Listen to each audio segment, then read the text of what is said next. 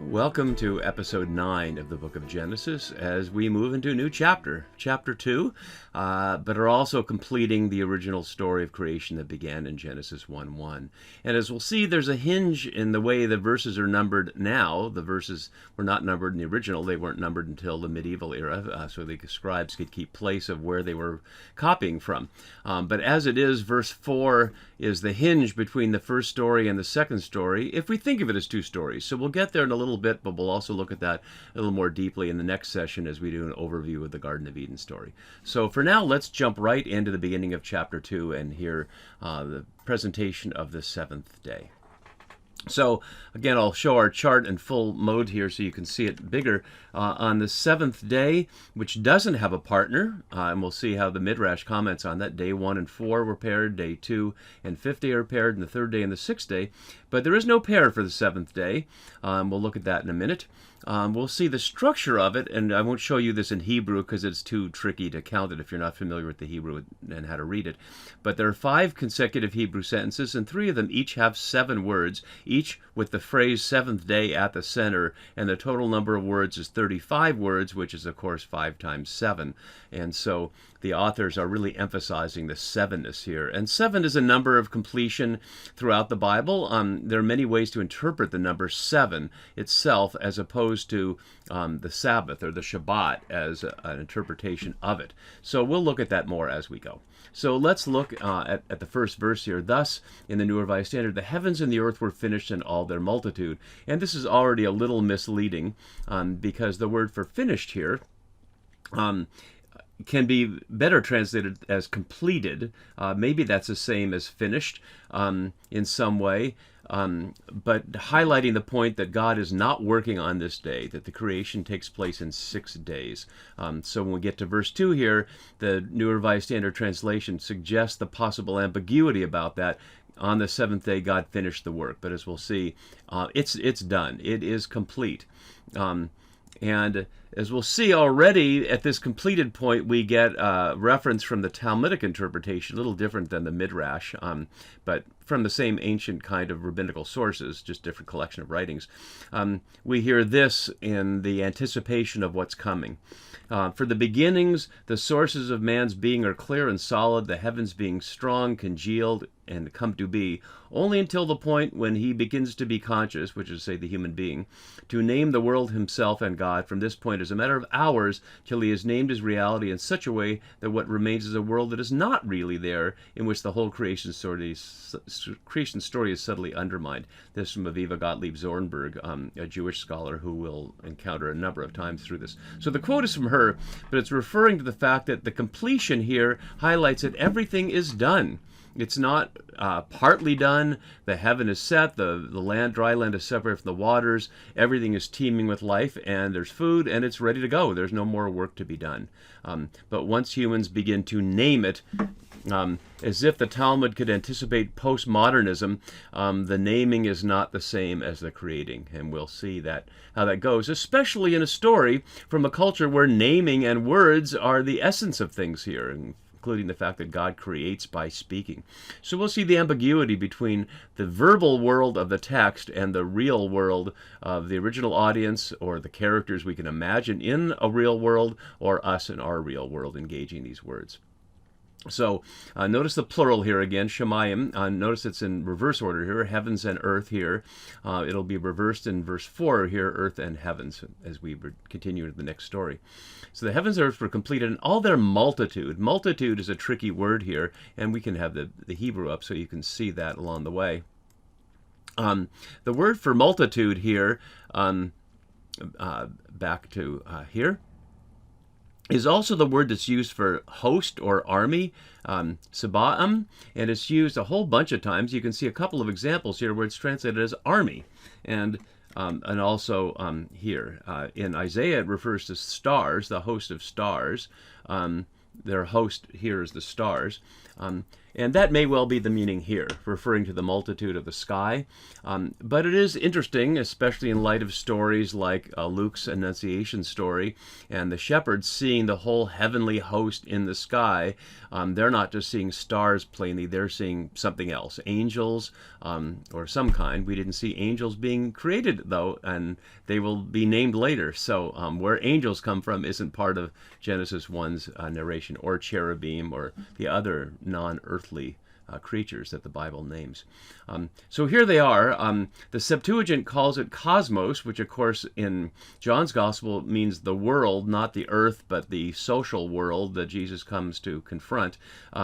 That's probably a misreading, though. So the multitude here, whether it's of stars or the cosmic hosts in God's heavenly court, it's all there.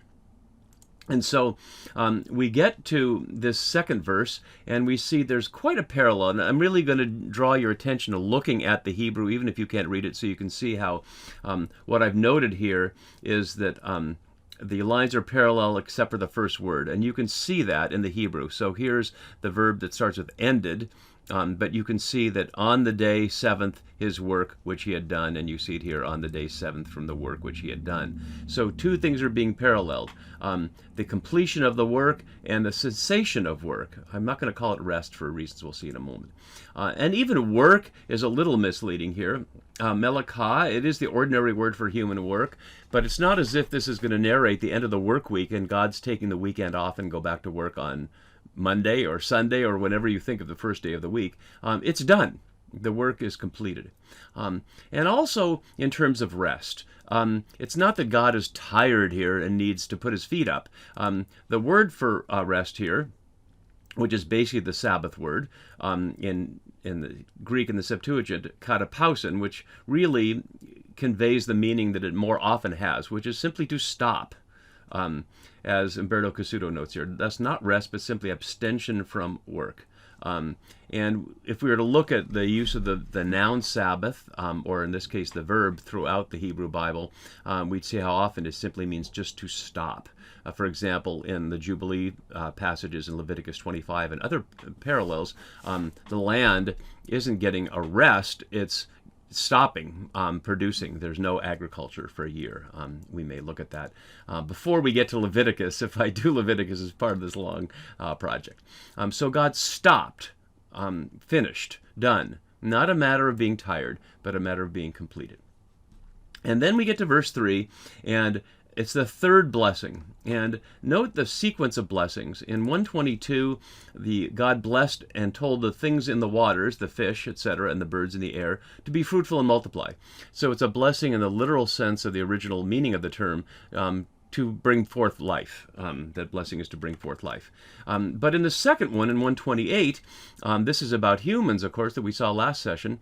God blessed them and said, be fruitful, but also blessed what they're to do, to fill the earth and subdue it and have dominion. And so similarly here, the Sabbath obviously isn't producing anything.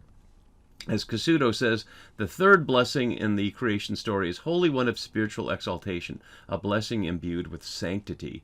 And we'd see that by the fact that the day is hallowed here. Kadesh is the Hebrew word. It can mean holy, sacred, or set apart. Cassuto notes that the word Kadesh there literally means to elevate and exalt above the usual level. But it can also mean to set, in the case of time, set time apart. And throughout parallel passages, for example, in the commandments in Exodus, we see, remember the Sabbath day to keep it holy, in the same sense here, and consecrated here, the same sense of putting it aside and having it be something separate from everyday life. And the reason given here is because on it God rested or stopped from all the work he had done in creation. And notice the combination of verbs here, the work God had done in creation. So it could be translated as a single phrase here, which God had creatively made, highlighting that some making is not the same as creating. Creating is to bring something new that didn't exist before, whereas making can be simply making something you've made a million times, dinner, or a carpenter making the same chair that carpenter has made over and over again. So creation suggests bringing forth something new. So God has brought forth all the fish and animals and plants, and the moon and the stars and the sun, obviously, and those are new things. I would note, interestingly, that the Sabbath in later texts, at least later in the sequence of the Bible that may well have been written earlier, like in Exodus 20 or in Deuteronomy 5, give mixed explanations for why the Sabbath is to be recorded. So let's look, for example, at how the word Sabbath is used. The first instance in Exodus is in the manna story, and here it's an occasion to not take more of the manna. But no explanation is given. It's just stated like already know it. Tomorrow is a day of solemn rest, a holy Sabbath to the Lord. Today is a Sabbath to the Lord on the next day. But it doesn't explain what it is. It says the Lord has given you the Sabbath, therefore you should observe it. But it doesn't feel I need to explain it. It's as if the audience already knows it.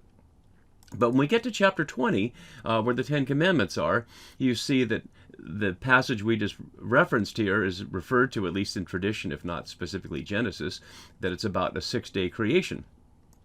And therefore it's honoring God in that sense. But in Deuteronomy, we'd note a different reason.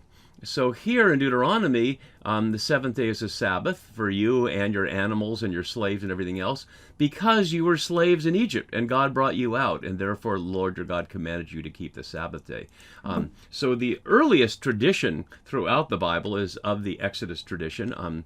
The Exodus narrative as a whole is certainly older than Genesis, although it's been edited over time, and it may well be that the verse we just looked at that linked the Sabbath to the creation story may well have been added by a post-exilic author that knew the book of Genesis to make it all fit together. But originally, as far as we can tell, the Sabbath was justified as part of the act of God's liberating them from the slavery in Egypt, and therefore stopping slavery and stopping oppression, and therefore they should act the same way toward their own people that are under them, like their own slaves or the land or the animals themselves. So various reasons for it, but throughout this it is referred to as something that's holy. And something we should also note here is its relationship with the Babylonian story. So the Babylonians had a lunar calendar, and every seventh day of the lunar calendar, every quarter of the month, was deemed an unlucky day. But the center of the month, which is where they had the full moon, they built their calendar around the 15th day of the month being the full moon, was called Shabbatu. And it was a day of honoring the moon for what it was doing. So, as many scholars have noted, Kasuto being one of them, it's not a matter of the authors of Genesis borrowing from the Babylonians, it's a matter of opposing the Babylonians. In contrast with the moon, who is a divinity, Sin, as we saw earlier, representing a deity that takes its own rest, here it's the creator that rests or ceases, and that humans are to do the same thing. There is no rest for humans in Enuma Elish. Humans just work, work, work in service of empire. So that's the basic setup of the Sabbath here, and yet there's still this verse 4 that we need to look at least a little bit. And there are two sentences, and whether we split them here or not is one of the questions. So these are the generations of the heaven and earth when they were created.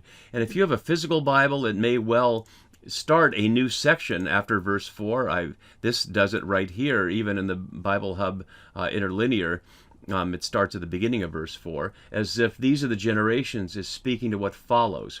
But almost all modern scholars would suggest that this statement of generations, toledot in Hebrew, of which there are 39 in the Hebrew Bible, 13 times in Genesis, mostly the lists of names, so-and-so begat so-and-so, we'll see that in chapter 5 and in chapter 9, and the Table of Nations in chapter 10, and elsewhere, is looking back, because it's the toledot, or if you will, the generation of the heavens and the earth.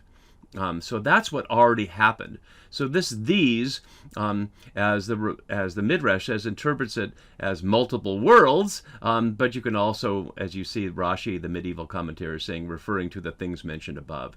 So it's not just modern scholarship that has interpreted the beginning of verse 4, or verse 4a, as scholars designate verses that have multiple sentences, with each sentence being a letter. So verse 4a and then verse 4b.